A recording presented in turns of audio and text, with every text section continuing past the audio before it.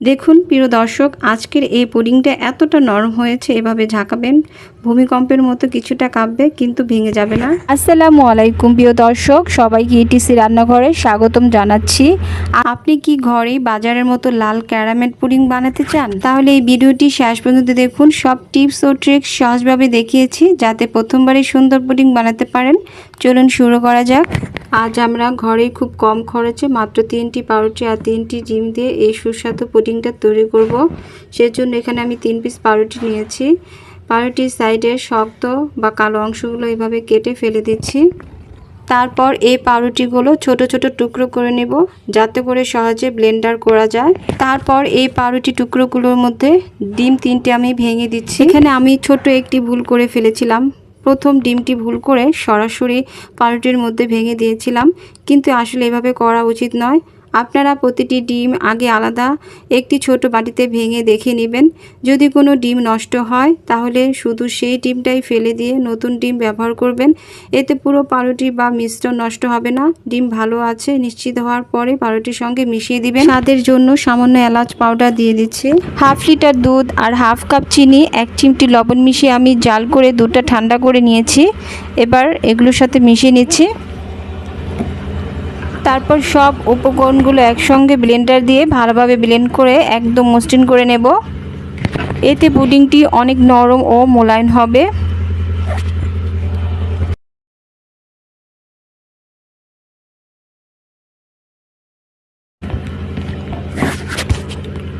Blender করে নেওয়া হয়ে গেছে। এবার এই মিশ্রণগুলো স্টিলের ছাঁকনিতে ছেঁকে নিচ্ছি। এই ধাপটি বাদ দেবেন না, কারণ ছেঁকে নিলে ডিমের সাদা অংশ বা পাউরুটির কোনো ছোট দানা থাকলে সেগুলো আলাদা হয়ে যাবে। এতে মিশ্রণটি একদম মিশ্রণ হবে এবং পুডিংও নরম ও সুন্দর হবে। তাই ভালো ফল পেতে এই ধাপটি অবশ্যই করবেন। মিশ্রণটি ছেঁকে নেওয়া হয়ে গেছে। এবার তৈরি করব ক্যারামেল। ফাঁকা অংশগুলো ফেলে দিচ্ছি। সুন্দর একটি লাল রঙের ক্যারামেল তৈরি করার জন্য একটি প্যানে 3 টেবিল চামচ পরিমাণে আমি চিনি দিয়ে দিচ্ছি। মাঝারি আঁচে ধীরে ধীরে গলিয়ে নেব। চিনি সুন্দর সোনালী রং হয়ে গেলে পরের ধাপে চলে যাব। পুডিংয়ের উপর কিভাবে সুন্দর সোনালী লাল রঙের ক্যারামেল তৈরি করবেন যাতে দেখতে যেমন আকর্ষণীয় লাগে তেমনি স্বাদও দারুণ হয়। সব ধাপ আমি একে একে সহজভাবে দেখিয়ে দেব, তাই শুরুতে বলেছিলাম ভিডিওটি শেষ পর্যন্ত দেখবেন, কোনো ধাপ মিস করবেন না। চিনিটা গলে গেছে। এই সময় চুলার আঁচ মাঝারি রাখবেন, বেশি জাল দেবেন না, তাহলে চিনি পড়ে তেতো হয়ে যাবে। চিনি গলে সুন্দর সোনালী রং হয়ে গেছে। এবার এতে প্রায় আধা কাপ পরিমাণে পানি ভালোভাবে মিশিয়ে নিচ্ছি। আরও একটু জাল দেব যাতে ক্যারামেলটি ভালোভাবে তৈরি হয়।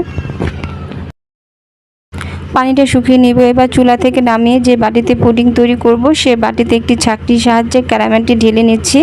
এতে কোনো দানা থাকলে আলাদা হয়ে যাবে এবং পুডিংয়ের উপর সুন্দর একটি ক্যারামেল স্তর তৈরি হবে।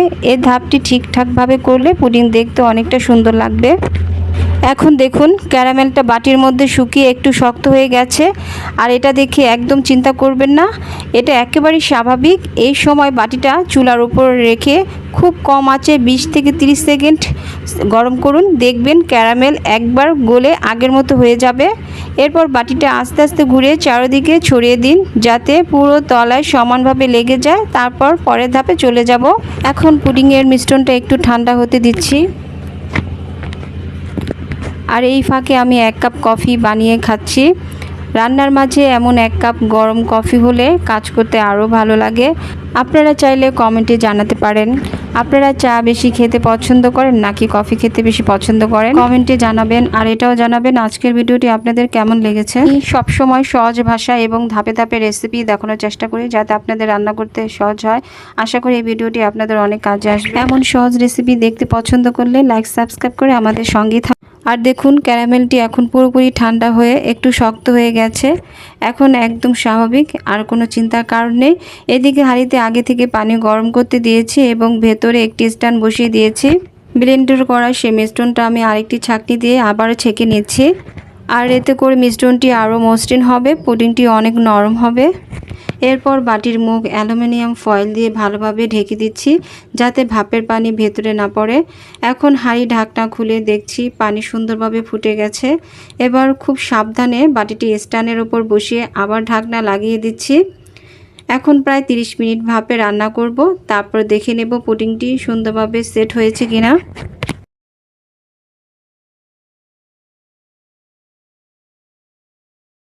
প্রায় 30 মিনিট হয়ে গেছে। এবার ঢাকনা খুলে দেখছি, অ্যালুমিনিয়ামের ফয়েলটা খুলে নিচ্ছি।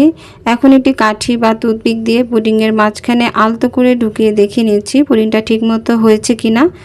যদি কাঠিটা একদম পরিষ্কার বের হয়ে আসে তাহলে বুঝবেন পুডিংটা পুরোপুরি হয়ে গেছে। আর যদি কাঠিটার সঙ্গে একটু ভেজা মিশ্রণ লেগে থাকে তাহলে আরও 5 থেকে 10 মিনিট ভাপে রেখে দিবেন। এতে বাকি অংশটুকু সুন্দরভাবে সেট হয়ে যাবে। আমার পুডিংটি সুন্দরভাবে তৈরি হয়ে গেছে। এবার এটি চুলা থেকে নামিয়ে পুরোপুরি ঠান্ডা হতে দিচ্ছি। ঠান্ডা হয়ে গেলে খুব সহজে বাটি থেকে বের করে পরিবেশন করে নিচ্ছে। এই পুডিংটা যেহেতু পাউরুটি দিয়ে তৈরি করা, তাই ঢালার পর উপরে একটু হালকা দানাদার ভাব থাকতে পারে, এটা একদম স্বাভাবিক।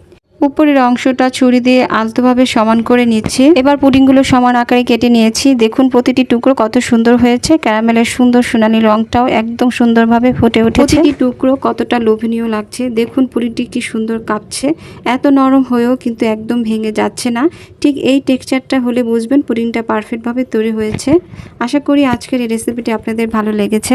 মাত্র 3টি ডিম, 3 পিস পাউরুটি আর হাফ লিটার দুধ, হাফ কাপ চিনি দিয়ে এতগুলো পুডিং ঘরেই বানাতে পারবেন, একদম পারফেক্ট বাজারের মতো। এত সহজ আর সাশ্রয়ী রেসিপি সত্যি কম পাওয়া যায়। পুডিং রেসিপি কেমন লেগেছে জানাবেন। এমন সহজ, সুস্বাদু এবং ঘরোয়া রেসিপি নিয়মিত দেখতে চাইলে আমাদের সঙ্গেই থাকুন।